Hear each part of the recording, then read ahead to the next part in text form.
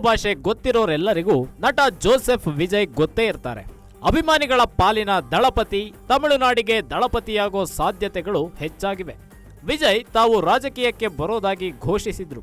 ಇದಕ್ಕಾಗಿಯೇ ಹೊಸ ಸಿನಿಮಾಗಳನ್ನ ಒಪ್ಪಿಕೊಂಡಿಲ್ಲ. ವಿಜಯ್ ನಟಿಸಿರೋ ಕೊನೆಯ ಚಿತ್ರ ಜನನಾಯಕನ್ 2026ರ ಸಂಕ್ರಾಂತಿಗೆ ರಿಲೀಸ್ ಆಗಲಿದೆ. ಇದಾದ ಬಳಿಕ ವಿಜಯ್ ಫುಲ್ ಟೈಮ್ ಪಾಲಿಟಿಷಿಯನ್ ಆಗಲಿದ್ದಾರೆ. ಫುಲ್ ಟೈಮ್ ಪಾಲಿಟಿಕ್ಸ್ಗೆ ಇಳಿದ ಬಳಿಕ ವಿಜಯ್ ಜನಪ್ರಿಯತೆ ಮತ್ತಷ್ಟು ಹೆಚ್ಚುವ ಸಾಧ್ಯತೆ ಇದೆ ಅಂತ ರಾಜಕೀಯ ವಿಶ್ಲೇಷಕರು ಹೇಳ್ತಿದ್ದಾರೆ.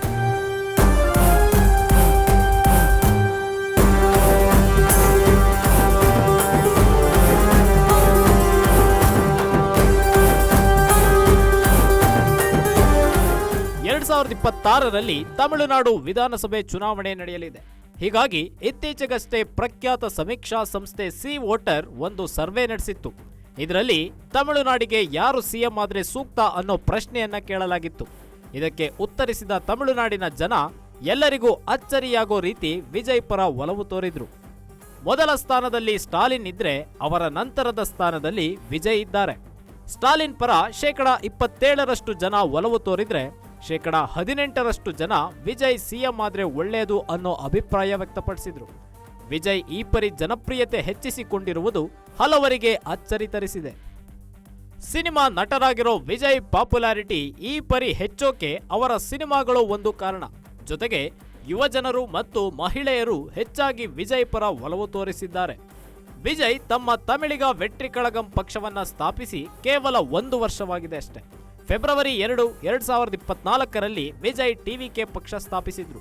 ಬಳಿಕ ಅಕ್ಟೋಬರ್ 27, 2024ರಲ್ಲಿ ಟಿವಿಕೆ ಮಾನಾಡು ಅನ್ನೋ ಬಹಿರಂಗ ಕಾರ್ಯಕ್ರಮ ಏರ್ಪಡಿಸಿದ್ರು.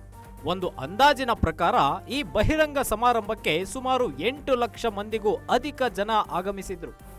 ತಮಿಳುನಾಡಿನ ರಾಜಕೀಯ ಇತಿಹಾಸದಲ್ಲೇ ಇದು ಅತ್ಯಂತ ದೊಡ್ಡ ಕಾರ್ಯಕ್ರಮಗಳಲ್ಲಿ ಒಂದು ಅನ್ನೋ ಹಿರಿಮೆ ಗಳಿಸಿದೆ. ಈ ಮೂಲಕ ವಿಜಯ್ ರಾಜಕೀಯಕ್ಕೆ ಭರ್ಜರಿ ಆರಂ ಗ್ರೇಟಂ ಮಾಡಿದ್ದೇ ಅಲ್ಲದೆ ತಮ್ಮ ಪಕ್ಷದ ಸಿದ್ಧಾಂತವನ್ನ ಸಹ ಪ್ರಕಟಿಸಿದ್ರು.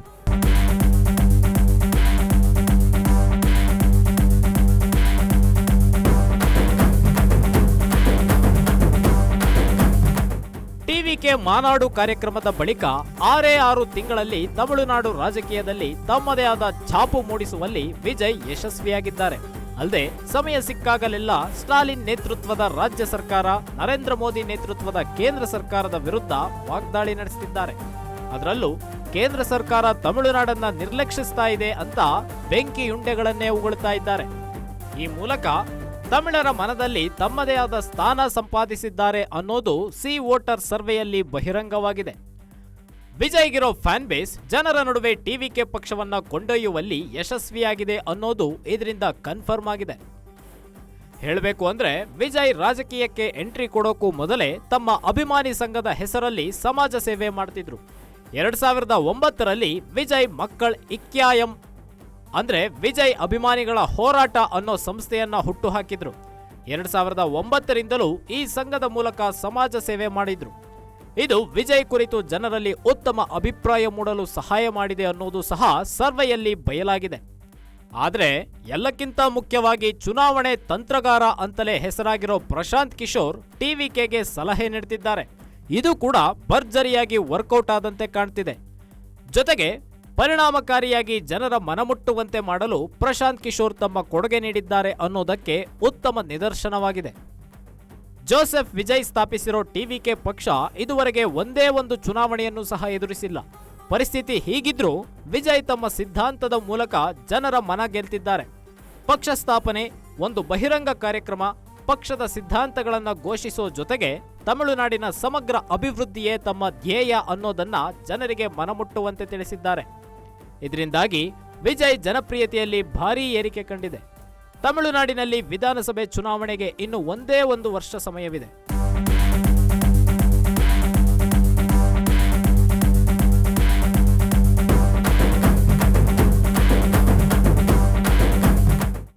ಈ ಅವಧಿಯಲ್ಲಿ ವಿಜಯ್ ತಮ್ಮ ಜನಪ್ರಿಯತೆಯನ್ನ ಮತ್ತಷ್ಟು ಹೆಚ್ಚಿಸಿಕೊಳ್ಳಬಹುದು ಅನ್ನೋದು ರಾಜಕೀಯ ವಿಶ್ಲೇಷಕರ ಅಭಿಮತವಾಗಿದೆ. ಯಾಕಂದ್ರೆ ಎಲೆಕ್ಷನ್ ಮೋಡ್ ಆರಂಭವಾದ ಬಳಿಕ ಜನ ರಾಜಕೀಯದ ಕುರಿತು ಹೆಚ್ಚಾಗಿ ಮಾತನಾಡ್ತಾರೆ. ಇದು ವಿಜಯ್ಗೆ ಹೆಚ್ಚಿನ ಮೈಲೇಜ್ ಕೊಡಲಿದೆ. ಅಲ್ಲದೆ ತಾನು ಅಧಿಕಾರಕ್ಕೆ ಬಂದ್ರೆ ಏನು ಮಾಡ್ತೀನಿ, ಜನರಿಗೆ ಏನೇನನ್ನ ಕೊಡ್ತೀನಿ ಅನ್ನೋದನ್ನ ಹೇಳ್ತಾರೆ. ಆಗ ಡಿಎಂಕೆಗೆ ಪರ್ಯಾಯ ಪಕ್ಷವನ್ನ ಹುಡುಕ್ತಿರೋ ಜನರಿಗೆ ಟಿವಿಕೆ ಒಂದು ಆಶಾಕಿರಣವಾಗಿ ದೊರಕಲಿದೆ ಅನ್ನೋದು ರಾಜಕೀಯ ವಿಶ್ಲೇಷಕರ ಅಭಿಮತವಾಗಿದೆ. ಪ್ರಸ್ತುತ ತಮಿಳು ಸಿನಿಮಾ ಹೀರೋಗಳಲ್ಲಿ ಅತ್ಯಂತ ಹೆಚ್ಚು ಅಭಿಮಾನಿಗಳನ್ನ ವಿಜಯ್ ಹೊಂದಿದ್ದಾರೆ.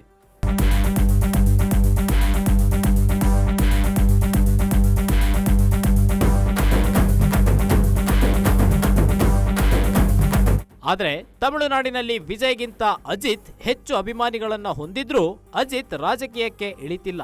ಹೀಗಾಗಿ ಎಲ್ಲ ಹೀರೋಗಳ ಅಭಿಮಾನಿಗಳು ವಿಜಯ್ಗೆ ಸಪೋರ್ಟ್ ಮಾಡೋದ್ರಲ್ಲಿ ಯಾವುದೇ ಸಂಶಯವಿಲ್ಲ.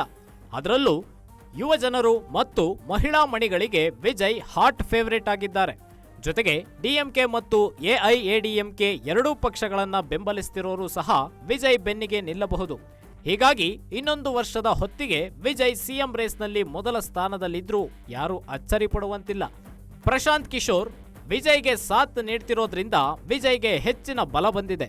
ಪ್ರಶಾಂತ್ ಕಿಶೋರ್ ನೀಡೋ ಟಿಪ್ಸ್ ಸರಿಯಾಗಿ ಜಾರಿಗೆ ಬಂದ್ರೆ ವಿಜಯ್ ಸಿಎಂ ರೇಸ್ನಲ್ಲಿ ಫಸ್ಟ್ ಪ್ಲೇಸ್ಗೆ ಬರಬಹುದು ಅನ್ನೋದು ರಾಜಕೀಯ ವಿಶ್ಲೇಷಕರ ಅಭಿಪ್ರಾಯವಾಗಿದೆ.